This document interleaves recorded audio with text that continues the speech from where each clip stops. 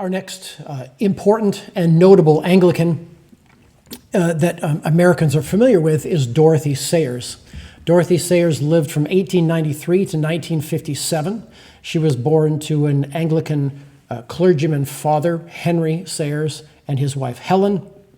Dorothy went to Oxford University, was well educated, and she was actually one of the very first women to be granted a degree from Oxford. She took a job right out of school as an advertising copywriter, but this didn't pay very well. And so she decided to turn her attention to writing detective novels. And Sayers is actually ranked among the most famous detective novel writers of her day, placing her actually alongside of Conan Doyle, Agatha Christie, as one of Britain's most popular novel writers. Her detective stories, however, had kind of religious and moral dimensions to them, overtones to them, and they would not be, of course, classified as Christian in particular, but her main character, Lord Peter Wimsey, certainly did show good Christian character in the books. She later turned to theological writing, and she was very serious about her Christian faith, and she often would write about it, however, in very kind of tongue-in-cheek fashion to get her point across, convey her point. Christian dogma is said by some biographers that was really what her passion was. Christian orthodoxy was very important to her. She was very much frustrated by the lack of passion that the clergy of her day exhibited towards the gospel and preaching the gospel, if they were preaching it at all at that time. She thought that the sermons were pedantic, they were very void of content. The clergy of her day sought to apologize to the Christian faith, demythologize the story of Christ, the miracles. And so she believed, however, that it was not the teaching of Christian dogma that was dull, but the actual neglect of teaching it was in an exciting way, or in an appealing way to people. That was the problem. She is known for her famous statement, "The dogma is the drama."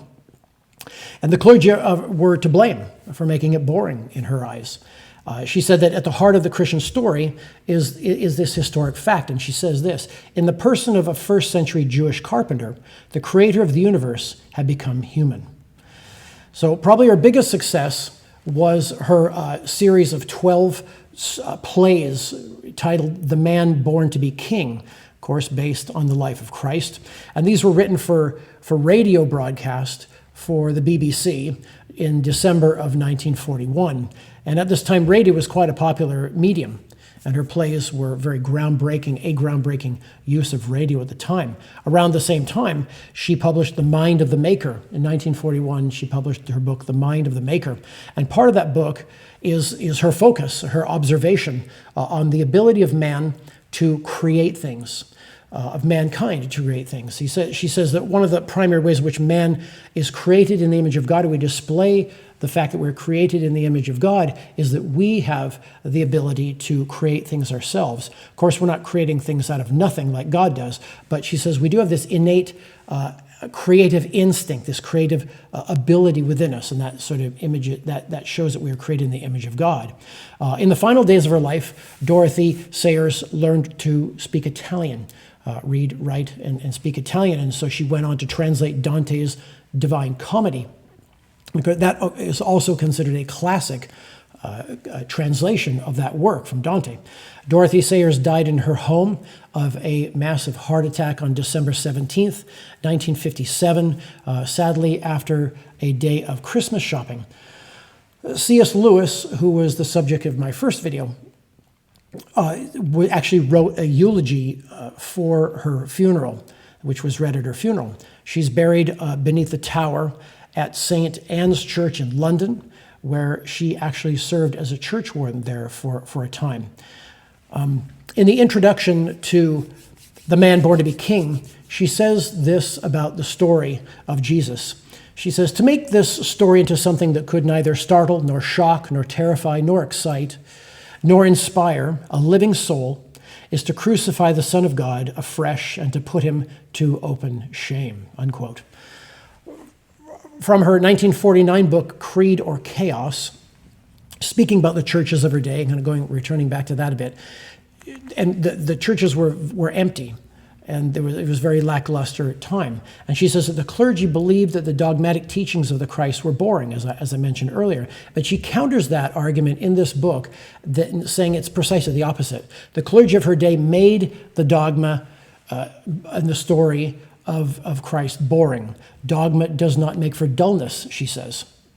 And she also says that the Christian faith is the most exciting drama that ever staggered the imagination of the mind of man. That is, the dogma is the drama. So it's unclear just how much movement she got from the clergy of her day through her writings. We can only hope that she did have some kind of an impact, that her comments would have been taken to heart by the clergy, and they would have begun to, again, look more deeply into the Christian faith, its message, and then, of course, believe it and find once again the drama of the Christian faith within the dogma of its teachings. Dorothy Sayers really saw something in the church that many of the clergy had grown cold to, or grown blind to, or indifferent to. That the very heart of the story of God is God becomes man, and he also dies and rises to life again. And Sayers, she committed herself to really a lifetime of writing in different genres to bring passion back to the reading of the account of the Christian story and finding once again in it the amazing message within it. And this is why, another reason why, one of the many reasons why Dorothy Sayers is another example of the great minds that the Anglican Church has produced, and it is why we are proud as Anglicans to call Dorothy Sayers one of ours.